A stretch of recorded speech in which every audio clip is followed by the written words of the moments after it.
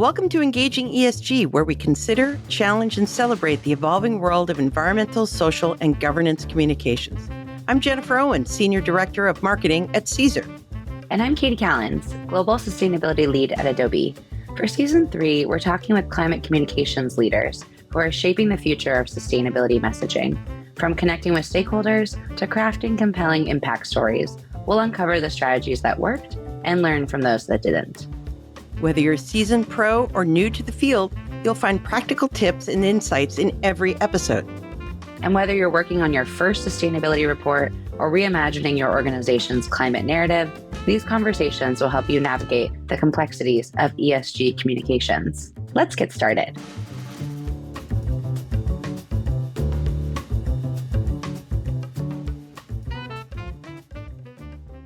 Kati, how are you doing this week? Hello, Jen. I'm doing pretty great. The sun is finally shining after a rainy weekend. Spring is fully here, and we have an incredible guest today to cap our season. Oh my Indeed, gosh, yes. I think you're a big fan. I am a very big fan, so I am going to get right down to it. We are very happy to welcome Dr. Victoria Hurth. The show, she co-designed and leads the Cambridge Institute for Sustainability Leadership's online certification course on sustainable marketing, media, and creative, which is a huge mouthful, but it's a very valuable mouthful. And I love that mouthful. That was such an awesome course. But that's only a drop in her bucket. Dr. Hurth is deeply involved in the business of sustainable business transformation. She is an authority on clarifying what a sustainable market economy looks like and how organizations can align their decision-making around it.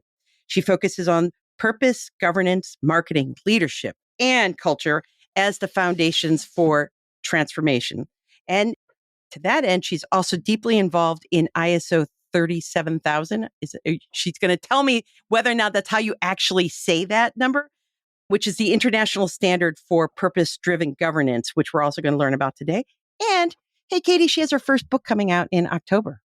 So there you go. Welcome to Engaging ESG, Victoria.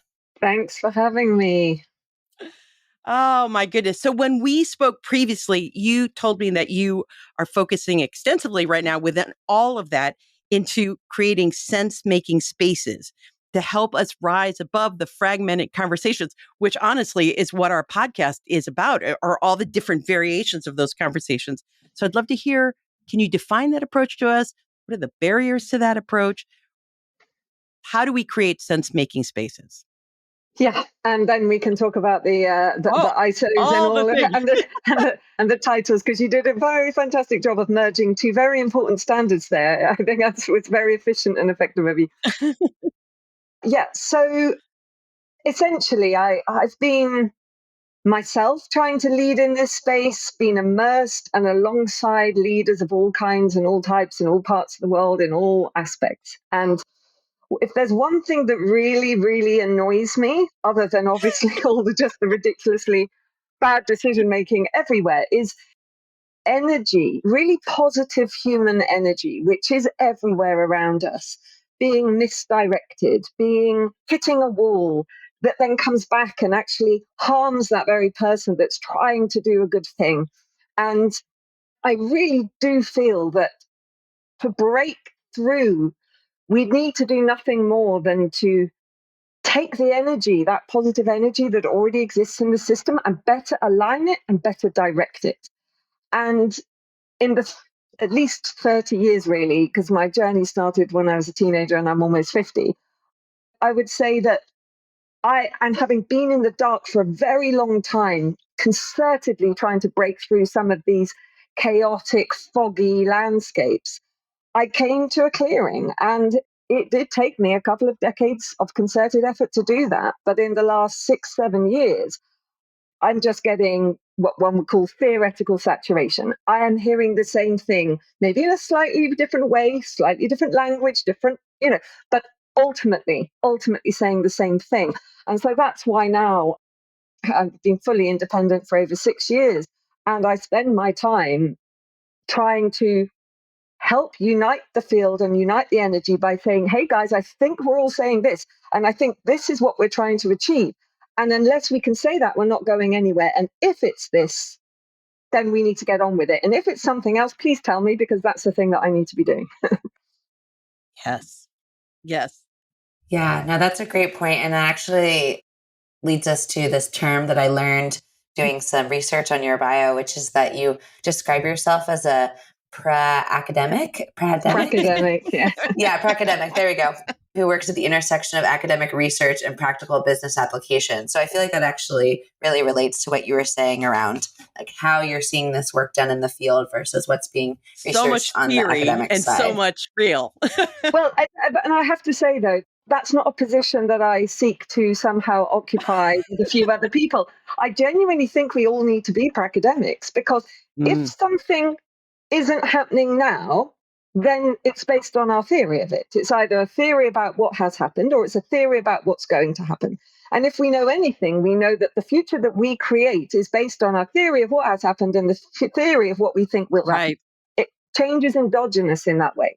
So if we don't have super great, well-informed, really useful theories, working theories that we are refining all the time in practice through integration and through experience of working in practice, then what are we doing?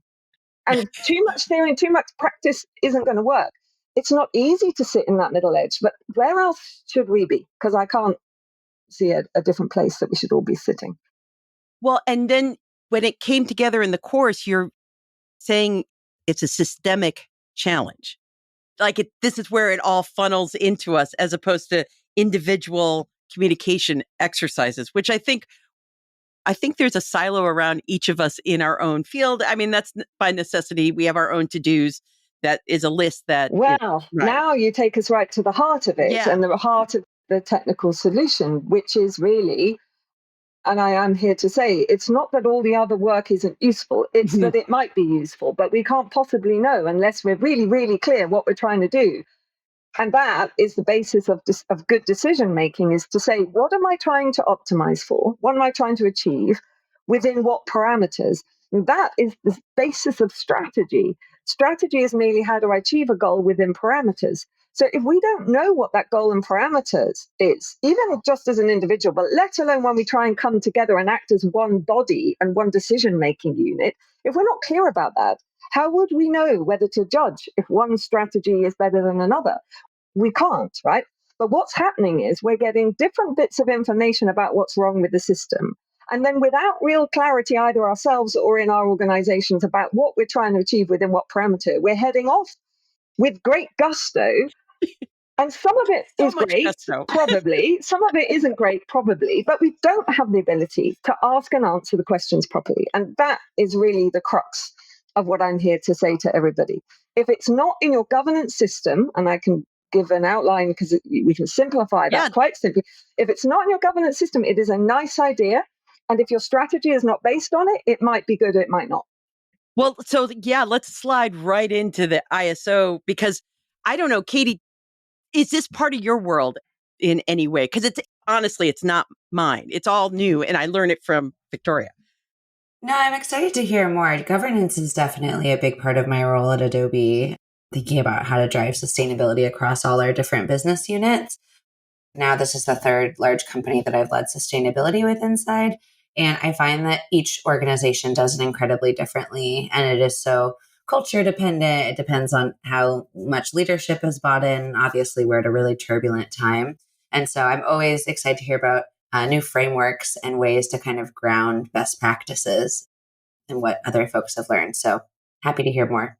And actually, that leads into a point that needs to be grounded around governance. And I would say one of my summary points is always we need mass governance literacy, because if governance is the answer, and we can distill that. So one of my roles that I've been very privileged to play was leading the 5-year process to create the world's first consensus view on governance of organizations, before which we did not have a global consensus view on that. And any view we did have was tied to the very business as usual set of assumptions that is the source of all of our problems. And therefore, our main tool was co-opted by the very system that we need to transform. So 37,000, which is not the that's not the one that's happening now on purpose. That is the one that was just on governance. And that was published about 3 years ago. And then now what we're working on is the one now having an understanding of what governance is, we can now answer the ultimate question.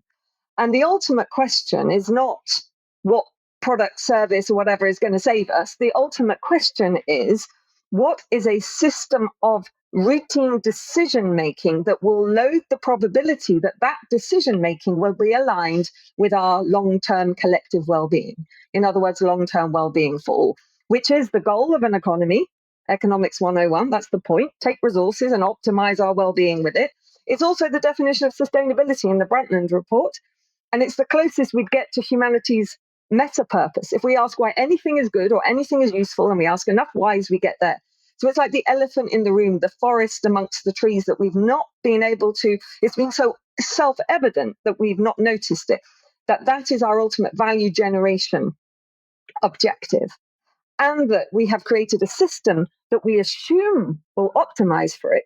Right. We assume it so much, we're not governing whether or not that's true, when in fact what's happening is that system is systematically destroying the goal that we assume that it delivers.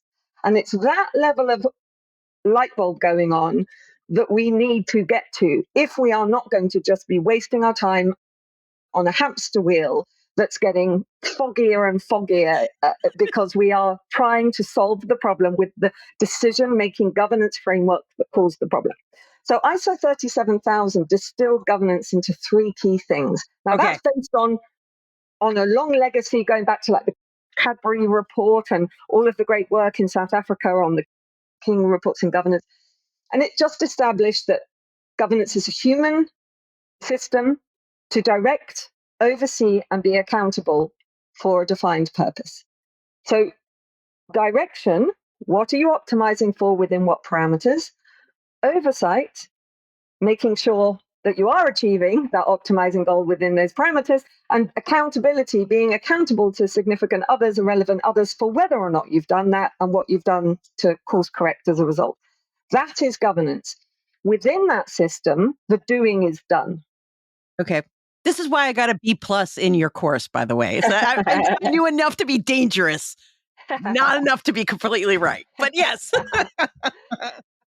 You know, it's actually strikingly simple. Yeah. And that governance, you could take down even to yourself.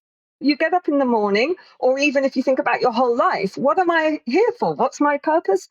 Within what parameters? You know, what are the boundaries I don't want to cross while I do that? Well, I'm not going to, I'm going to keep within the law. I'm going to treat people well, even if I could optimize my purpose in a way that doesn't.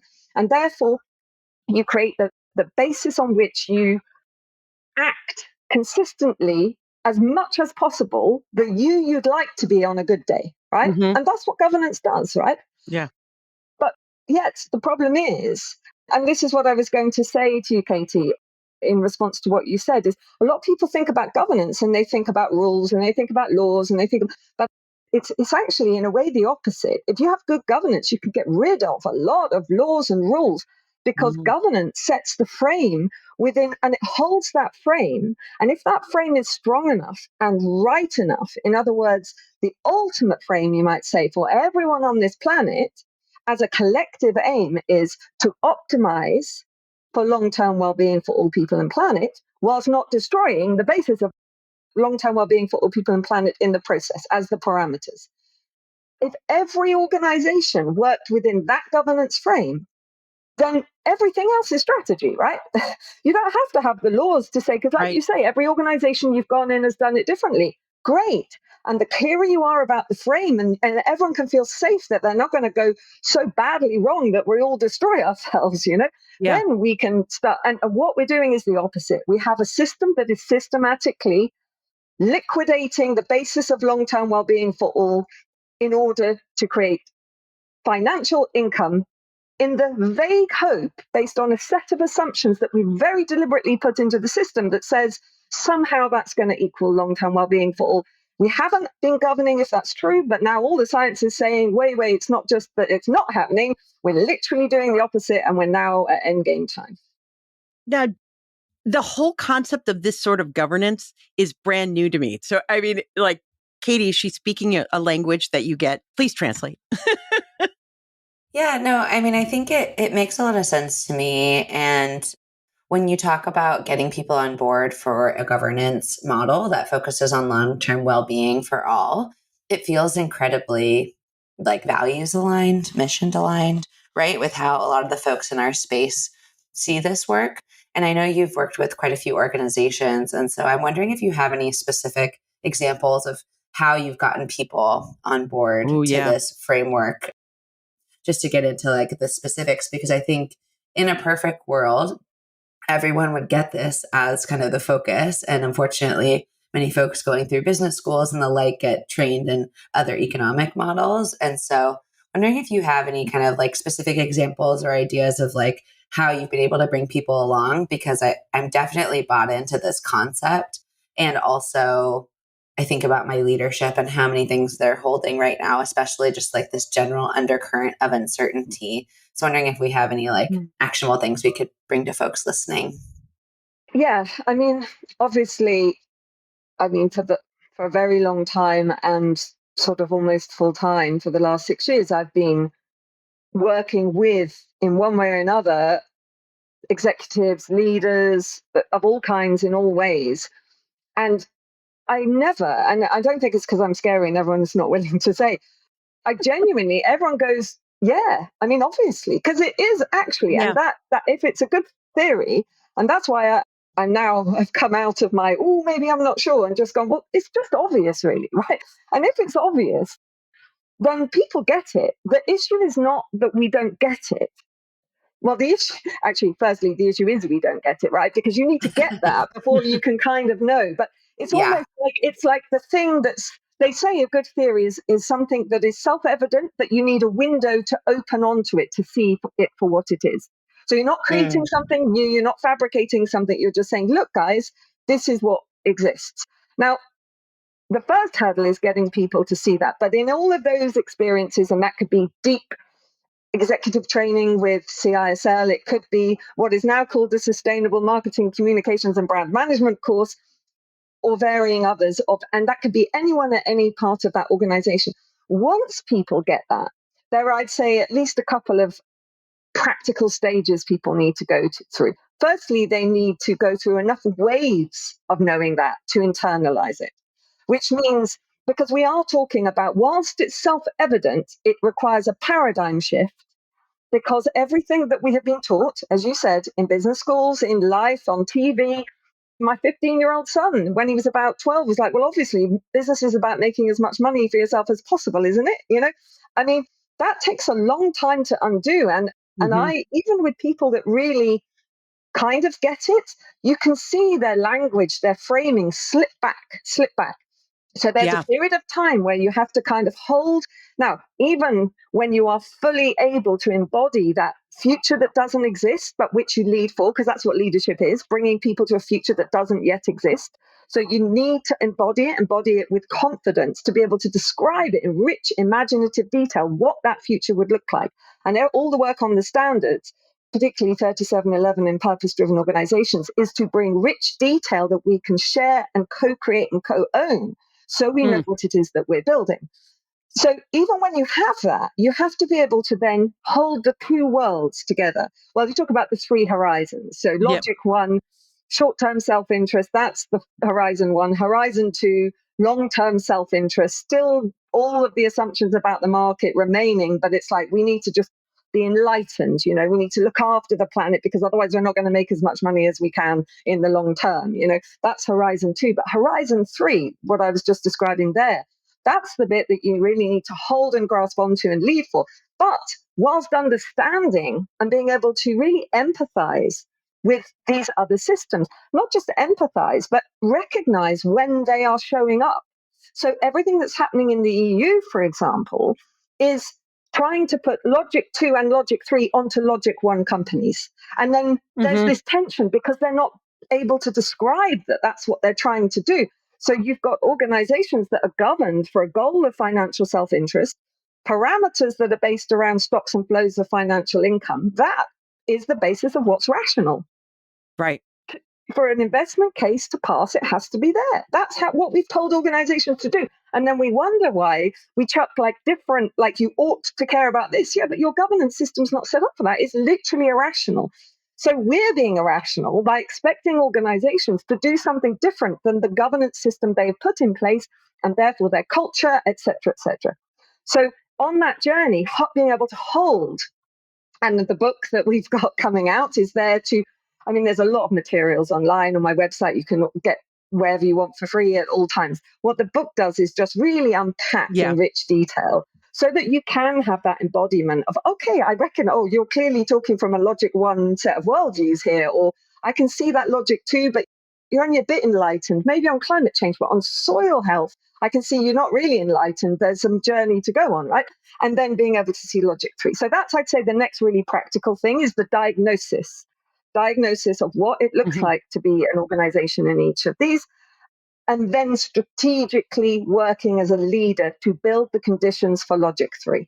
And that's really what I see when I'm working with executives and others, is that first, that basic awareness and literacy. Second, that ability to hold in rich detail and own those three realities.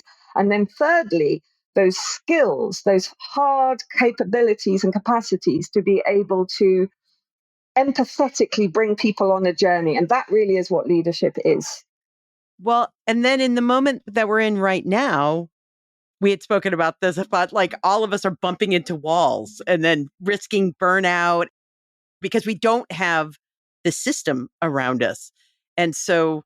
And we can't diagnose it. You know, even if you're stuck in logic one, if it's like being diagnosed with an illness or a disability or something. Once you understand it, you can do something about it. But if you don't know what it is, you just know that, yeah, but they gave me all these nice words and I really trusted them. They seemed like a nice guy. And then, you know, it's like, yeah, but did you interrogate the governance system? Because that would tell you pretty much all you need to know.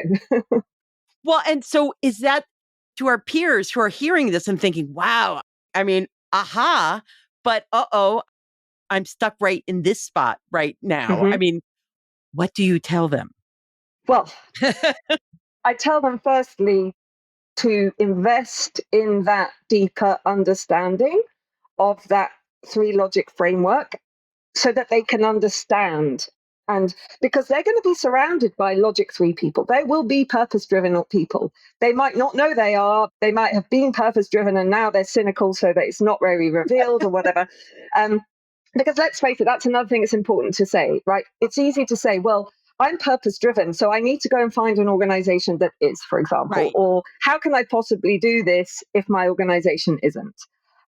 Now, obviously, the level of power you have makes a massive difference, and that power can be delegated to you. But we all know that there are actors in any system that can claim power that has not been delegated to them because they are able to systems think and understand the system and wield actors and their energy in a different way.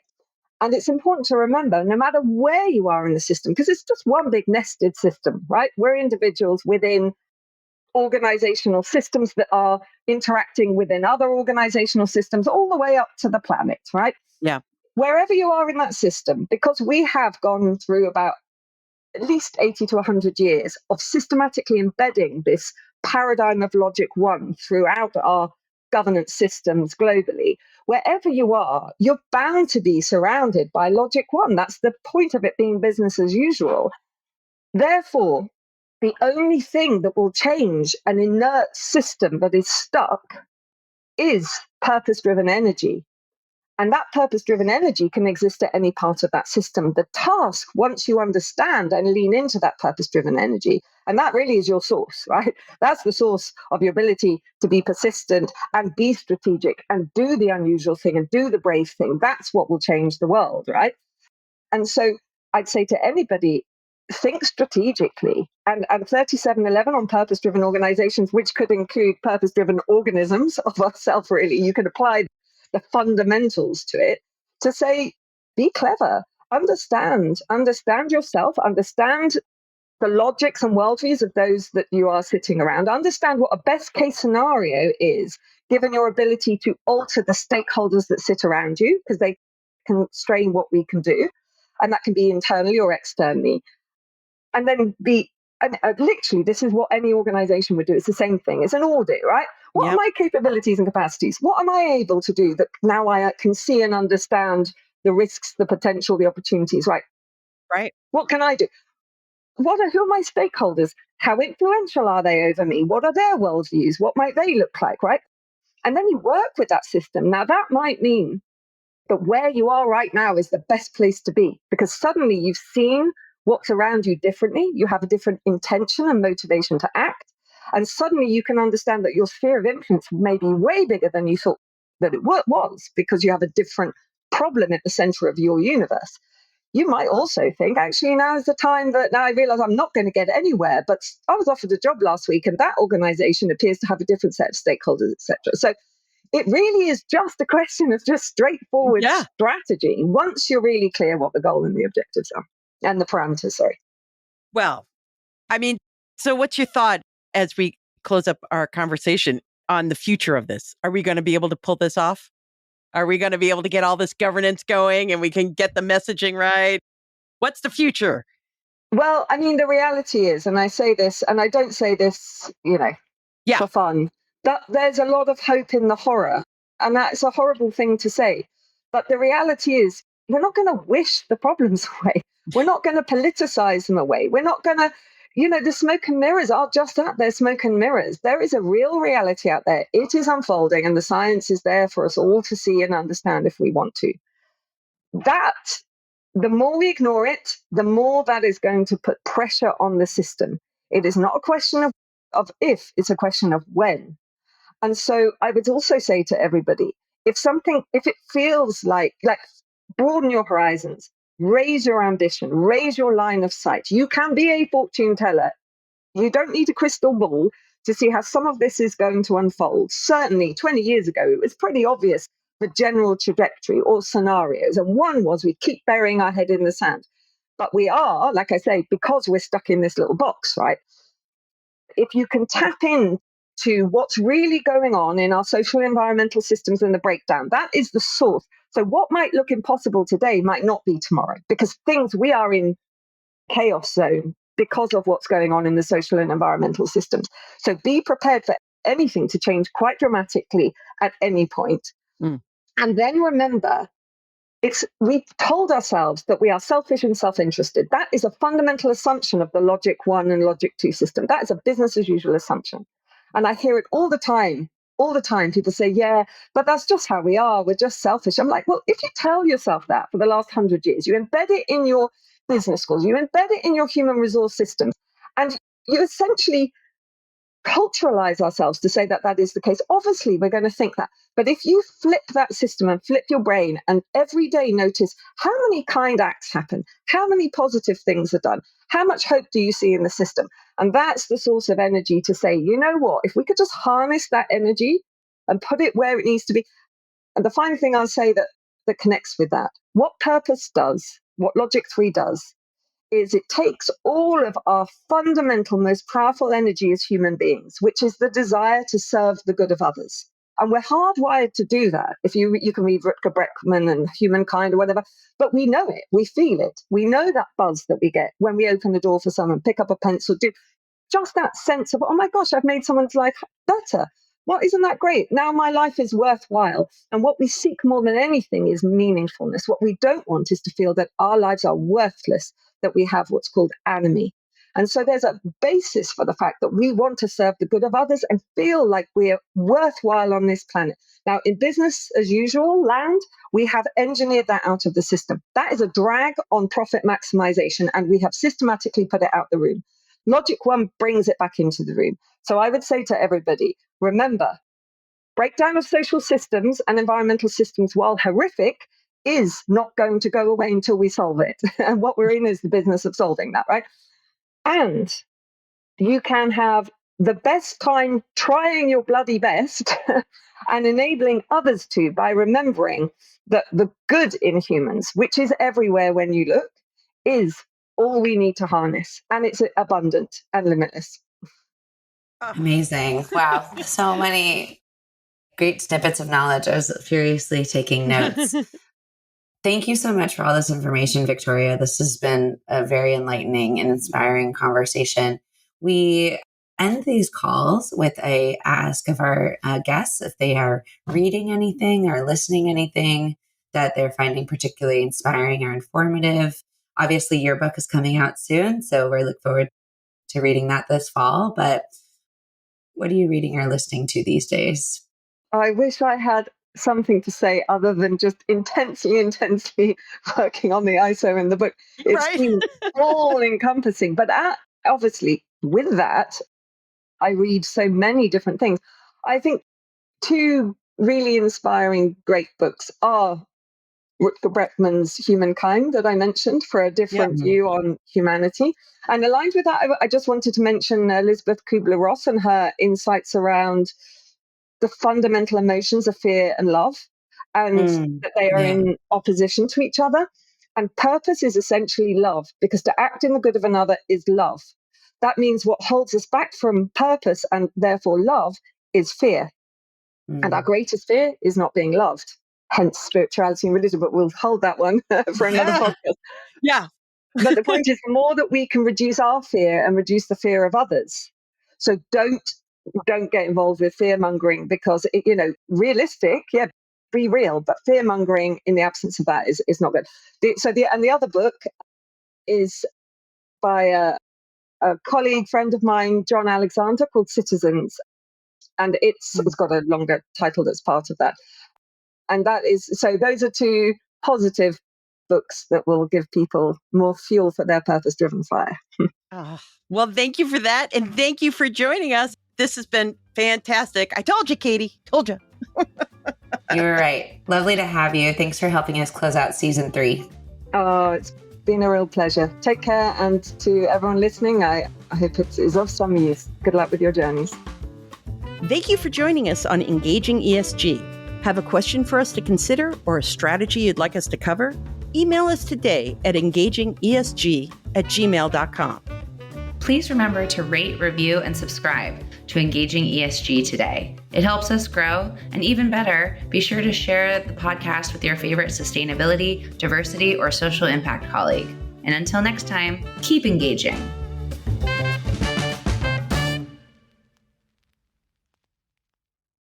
This podcast is part of the Sound Advice FM network. Sound Advice FM, women's voices amplified.